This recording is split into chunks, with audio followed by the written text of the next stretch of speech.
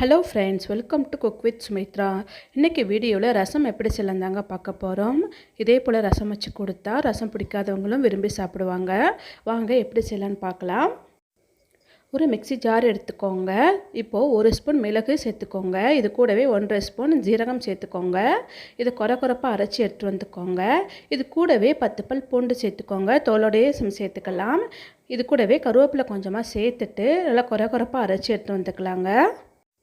இது இருக்கட்டுங்க.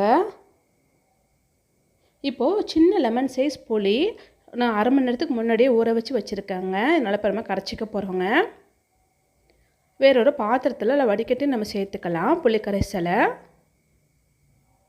இன்றைக்கி நான் 4 பேருக்கு தகுந்தால் போல் ரசம் வச்சுருக்கேங்க. கரைச்சிட்டு நம்ம தேவையான அளவு தண்ணி சேர்த்துக்கலாம். இது கூடவே கட் பண்ண தக்காளி சேர்த்துக்கோங்க. நான் இன்றைக்கி 2 தக்காளி எடுத்துருக்கேங்க. மீடியம் சைஸ் தக்காளிங்கிறதுனால 2 எடுத்துருக்கிறேன். பெரிய சைஸ் தக்காளினா 1 போதும். கொத்தமல்லி இதே போல் கட் பண்ணி சேர்த்துக்கோங்க. இது கூடவே கருவேப்பிலை கொஞ்சம் சேர்த்துக்கோங்க. இப்போது தேவையான அளவு உப்பு சேர்த்துக்கோங்க. நான் இன்றைக்கி கல் உப்பு 1 ஸ்பூன் அளவுக்கு சேர்த்துக்கிறேங்க. இல்லை சேர்த்துட்டு நல்லா கரைச்சி விட்டுக்கோங்க. தக்காளி எல்லாமே நல்லா மசித்து கரைச்சி விட்டுக்கோங்க. இப்போ பார்த்தீங்கன்னா நல்லா கரைச்சி விட்டாச்சுங்க.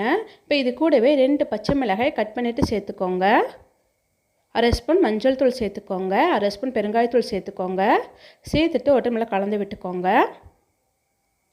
இப்போ ஸ்டவ் ஆன் பண்ணிவிட்டு ஒரு கடாயை வச்சுக்கோங்க. கடாய் நல்லா சூடானதும் 1 ஸ்பூன் எண்ணெய் சேர்த்துக்கோங்க. ரசத்துக்கு அதிகமாக எண்ணெய் சேர்க்க வேண்டாங்க.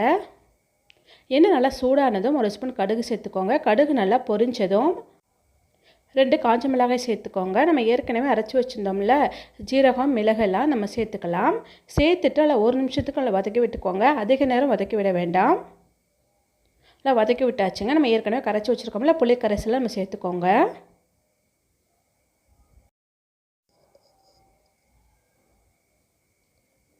சேர்த்த பிறகு ஒரு டைம் நல்லா கலந்து விட்டுக்கோங்க.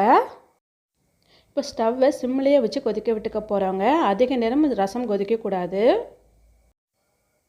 இப்போ பாருங்கள் ரசம் நல்லா கொதிக்க ஆரம்பிச்சிருக்கு. நல்லா நுரக்கட்டி வந்திருக்கு பாருங்கள். அங்கங்கே ரசம் கொதிக்க ஆரம்பிச்சிருக்கு. இப்போது கட் பண்ண கொத்தமல்லி சேர்த்துட்டு நம்ம ஸ்டவ்வை ஆஃப் பண்ணிடலாம். அவ்வளோதாங்க, சூப்பரான ரசம் ரெடி ஆகிடுச்சு. இதே போல் நீங்களும் செஞ்சு பாருங்கள். ரொம்பவே சூப்பராக இருக்கும். எல்லோரும் விரும்பி சாப்பிடுவாங்க. இதே போல் நீங்களும் ஒரு முறை செஞ்சு பாருங்கள். செஞ்சு பார்த்துட்டு எப்படி இருந்துச்சுன்னு கமெண்ட்ஸ் பண்ணுங்கள். இந்த வீடியோ பிடிச்சிருந்தா சப்ஸ்கிரைப் பண்ணி சப்போர்ட் பண்ணுங்கள். லைக் பண்ணி ஷேர் பண்ணுங்கள். தேங்க்யூ.